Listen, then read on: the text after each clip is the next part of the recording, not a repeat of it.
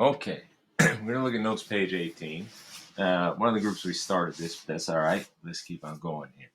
So you just run through the beginning of it again, no big deal. Impulse implications. So we learned this impulse equation, this J equals F net times T. And we said, okay, well, it's cool. We know there's a force, which is how hard, but now we also can keep track of how long. Combine the two, you get impulse. But does the impulse do us any more, that equation, does it do us any more than simply providing a record of how hard and how long a force is being applied? Well, actually, it does. It allows us to set up devices and scenarios that can manipulate this equation to actually protect us. So, a nice microcosm of this would be eggs. So, we take two eggs, one at a time, and throw them. Let's assume, for simplicity, that the eggs have the same mass, call it 0.1 kilogram. They're thrown at the same initial velocity, let's say 20 meters per second. Except here we have a difference. One of them is thrown at a wall, and one of them is thrown at a bed sheet held vertically. So, as you can likely imagine, these will not result in the same situation. So, let's see here. So, how will they differ? Well, as you can imagine, here are the two scenarios. This is an egg toss, and this is an egg toss. And one of them, you will see, unintentionally hits a wall, actually hits the floor, and the other hits the bed sheet. So there actually are similarities to these. I mean, you have the same mass egg, thrown with the same initial velocity, roughly, and in the end, both eggs come to rest. However, the state of the egg is different in the scenario. So let me show you the bed sheet first. Here it is.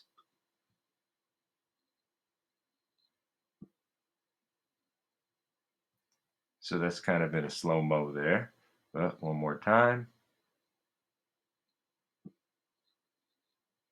So you could see that little indentation here on the sheet. There it was. There's the egg. There's a student on the other side of this. We're holding up the bed sheet. They're throwing. Boom, it hits. Now, here's the other scenario.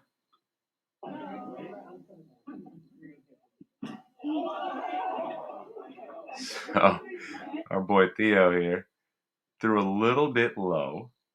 And so what ended up happening is during his throw, egg actually just caught the lip of the sheet, was redirected downward, and boom, there it essentially hit the wall, hit the floor. So there's your egg on the wall, so to speak, and the egg in the sheet. So similar scenarios in some regards, but very different results. So let's analyze those results. All right, so you're going to split your work here into two sides. So put a little line down these. And I know one of the classes you already did all this, but that's okay. Split these and let's run them again. Not a bad experience. The left side will be for the wall egg, and the right side will be for the sheet egg. Actually, I'll do the sheet egg in blue and the wall egg in red. So this will be the sheet egg. Okay, let's go through the basics. Now, like I've told you, impulse is somewhat non-intuitive. So don't just assume, oh yeah, I know what it is. Use the equation. All right, so which egg experiences a greater change in velocity? Well, change in velocity is by definition final velocity minus initial velocity, Vf minus Vi. And so in this case, we're going to squeeze it all in here. The Vf, well, the egg eventually comes to rest, so that's 0 meters per second, minus the initial velocity. Well, we declared that they both start at 20, so 20 meters per second. Both these should have the units, but writing with this trackpad is a little slow. Anyway, change in velocity comes out to negative 20 meters per second. That's fine. We have the negative because it slowed down. Vf minus Vi. Fine. What about the sheet egg? Well, hopefully you see what it is already, but the sheet egg is also delta V is Vf minus Vi. It is the same Vf of 0 minus the same VI of 20. I'll leave the units off this time. And you are left with, again, negative 20 meters per second. So answer, of course, here is the same. And there is why. Next, which egg experiences a greater change in momentum? Well, change in momentum we've defined as, for a singular object, the object's mass times its change in velocity. Well, that's pretty easy too, since we know the mass of each egg is 0.10 kilograms. I'm just going to write it quickly, 0.1 kilograms times negative 20 meters per second. And that's going to give us, move the decimal one place, negative 2 kilogram meters per second. Of course, the sheet egg will be the exact same thing. So you can fill that in and change in momentum for the sheet egg. It's the same mass. It's the same change in velocity. So this too will be negative 2 kilogram meters per second. Okay. So far, so good. Now, which egg experiences a greater impulse? Well, impulse actually is defined as change in momentum. So in fact, the impulse of the wall egg is exactly negative 2. Sometimes when we talk impulse, we use the impulse units, Newton times second, rather than kilogram meter per second, but they are the same. And here, the impulse of the sheet egg will just be the same delta P, which again is negative 2. So these two are the same. So same delta V, same mass, same impulse. So far, this is not that interesting. I mean, one egg broke, one didn't. Everything's the same. Well, now it gets a little more interesting. So which egg experiences a greater F net? Well, net force is what breaks you. I mean, ultimately acceleration, but force is what hurts when you get hit. So which egg experiences a greater force? Well, actually, the F net here on the wall egg is going to be big or small. Well, the F net on the wall egg is going to be big. It's going to be big because it broke the egg. That's how we knew. And you can imagine this, lay an egg on a table. If you tap it with a little plastic toy, it's not going to break. If you hit it with a hammer, it is going to break. In which case, did you put more force? So an F net on the wall egg, it broke. So that was a big force. On the sheet egg, however, the F net had to be small. How do we know? It didn't break. I mean, you saw it there. It stayed intact in that video. In fact, in class, we'll challenge you to try to break it. This one, no break. Okay, so that's easy enough. And so, why did one egg break and the other not? Well, we basically just answered that. But ultimately, if we were to put this into words, we could say, let me shrink this down.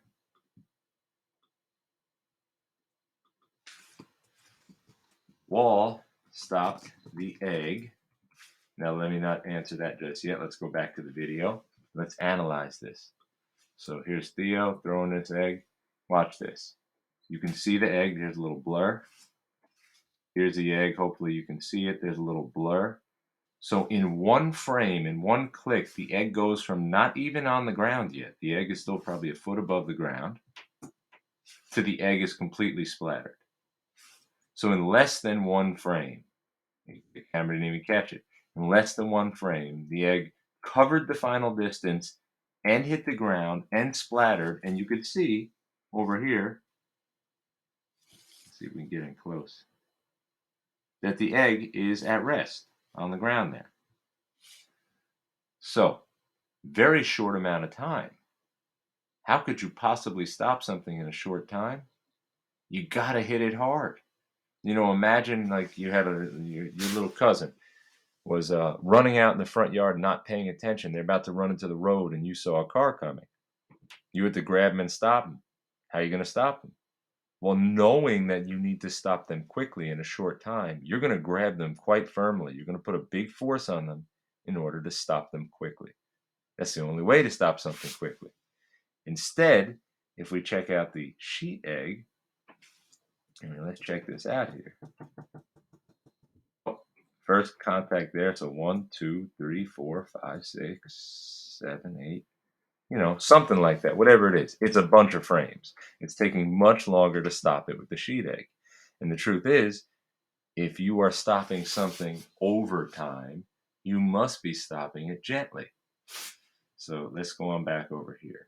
So the wall stopped the egg quickly, short time, which required a large force break. That's it. And so the punchline here really is, let's code that red to go with the wall egg. The punchline here really is, you can manipulate this impulse equation with the force and the time. And there's no way around this. It automatically happens this way. The bigger the time, meaning the longer you take to stop something, the smaller the F net. It feels easy on the body. So if you gently stop something, and this, by the way, is the nature of the egg toss. If you do an egg toss, which we'll do, when you catch the egg, you are supposed to cradle it and receive it. This is true in sports too. You're supposed to absorb the ball, be it a basketball, baseball, whatever. The smaller the time, meaning the quicker you stop it, the bigger the net force. This will feel rough on the body. And so, before we answer question 49, let me show you a couple videos. Let's check this one out first. Very simple video, however, it's done well and it gets to the point. Why and how? The frontal zone of the car before the A-pillar is called crumple zone. It is designed to be weaker in such a way that it deforms by compression forces acting at crash. Consider there's a car moving at a speed of 60 kilometers an hour and collides onto a wall and comes to a complete stop in 0.1 seconds. Then the g-force acting upon it will be around 17 g.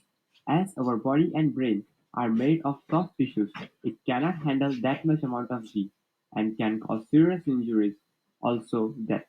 For comparison, right now your body is pulling 1 g, and fighter pilots who are trained for years can handle up to 9 g. So 17 g is too much. But if the same car at same speed collides onto a long thick foam and comes to a complete stop in 1 second, its kinetic energy is absorbed slowly over time, decelerating the car slowly. Hence, the induced g-force will be around 1.7, which is significantly less. But as we don't have choices on what to collide at accidents, probably having our own foam onto our car is a better option. But again, putting a long thick foam on your car isn't feasible either. So it is built within your car chassis called crumple zone. This crumple zone acts same as a foam by absorbing the impact slowly over time. But it doesn't get squeezed like a foam, it gets crushed like a paper. These crumple zones are properly engineered to maintain safety at accidents as well as strength to hold components onto it. So it just gets crumpled if heavy compression forces act onto it and not any other time. So actually, weak and crushable chassis of your car is better for you being safe. If you learned something new, check out the videos on our channel and subscribe for the new. That's pretty good. So if you notice here, what he described, that crumple zone on the front side of a car, which we'll watch one more video of that, the crumple zone really allows for, if we look at this scenario up here, it extends the time that it takes to stop. So that video really pointed out this right here. So realize with safety of your car, the longer it takes to stop, just like that image of the car going into the foam, the smaller the net force required to stop it. The two go together. It's not like you get to pick one and then pick the other. This is, if it's going to take longer to stop, it's because the stopping force is smaller.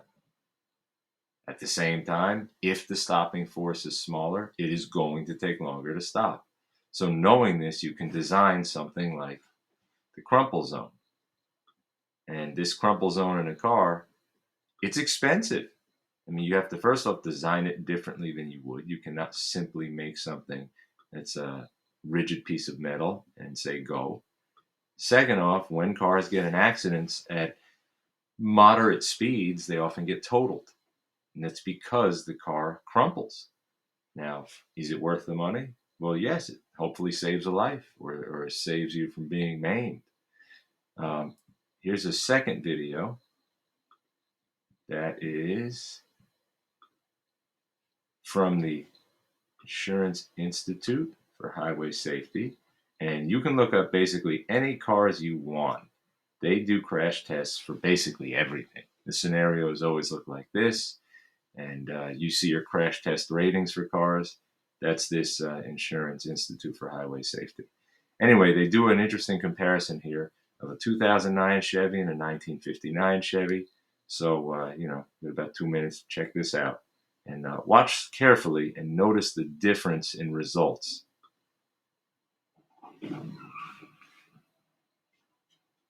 That's the Insurance Institute for Highway Safety's front crash of a 2009 Chevrolet Malibu and 1959 Chevrolet Bel Air. In slow motion, you can see the differences in how the new and classic cars perform in this version of the traditional frontal offset test.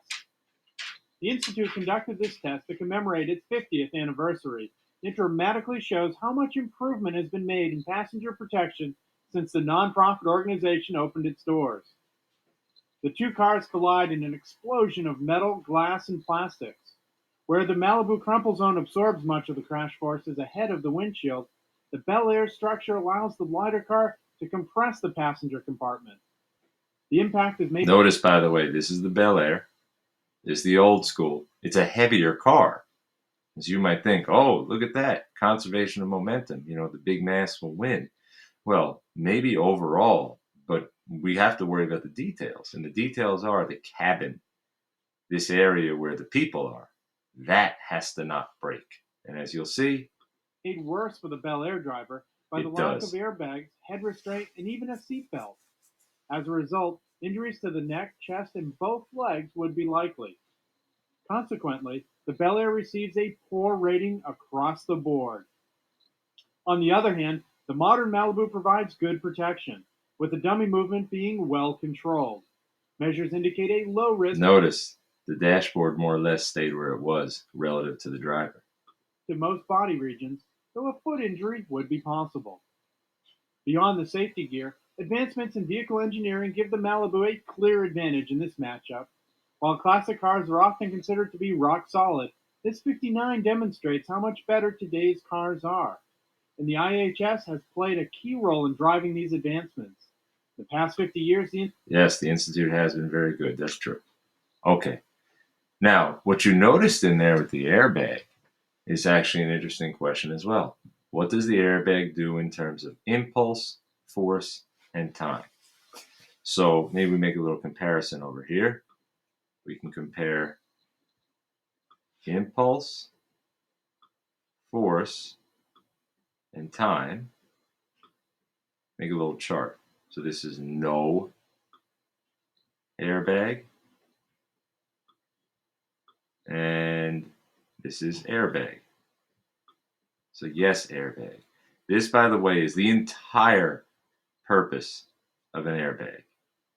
So, what's the airbag for? Well, this is exactly entirely what it is for. Let's clean up this little chart right here and here. Good. Fill in our chart. So airbag versus no airbag. So let's say you have a crash, and in that crash, the car is a certain mass, you're going a certain speed, and it changes velocity from whatever speed you're going down to zero. So the impulse is going to be what it is. With no airbag, the impulse is J. With an airbag, what's the impulse? J.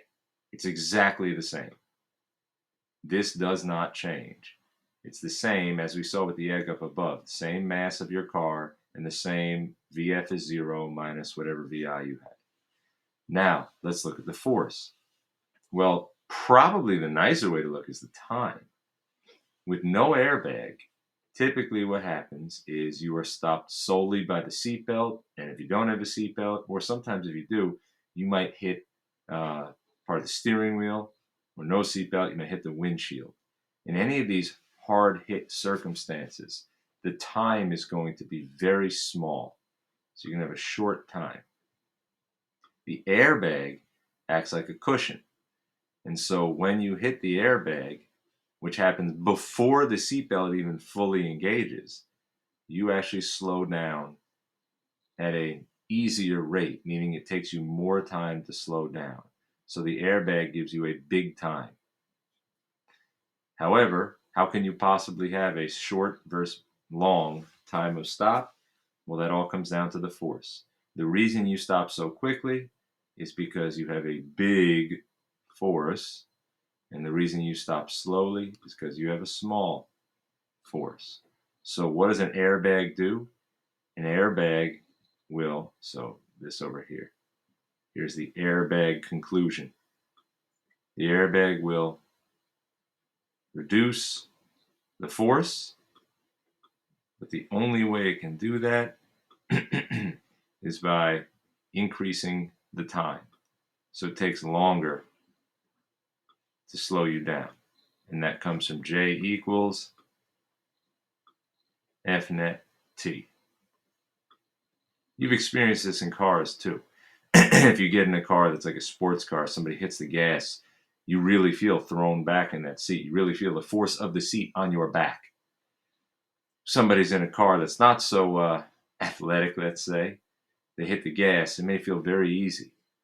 Meanwhile, you both ultimately get up to 60, 70 miles per hour on the highway. Well, you both experience the same m delta v, the same impulse. However, with the sports car, you experience a big force for a short time. And with maybe the slow goer, you have a smaller force for a big time.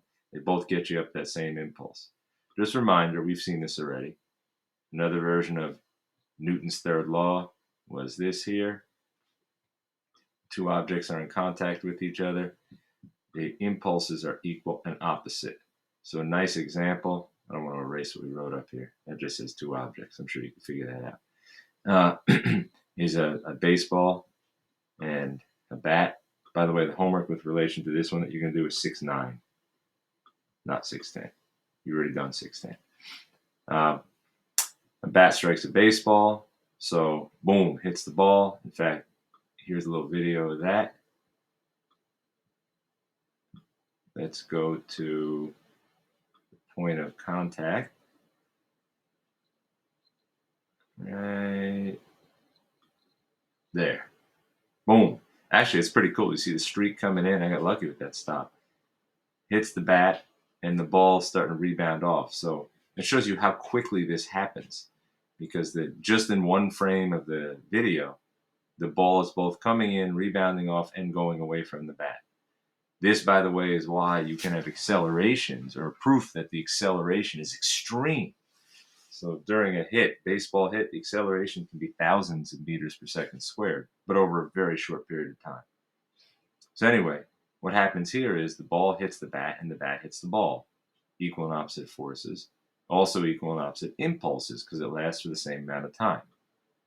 And so one of the interesting things about this video actually is, let me pause right here. If you watch, before he hits the ball, watch the bat speed. Watch how few frames it takes to get from, like, let's say, here to hitting the ball. And then watch how many frames it takes for the bat to continue on the follow through.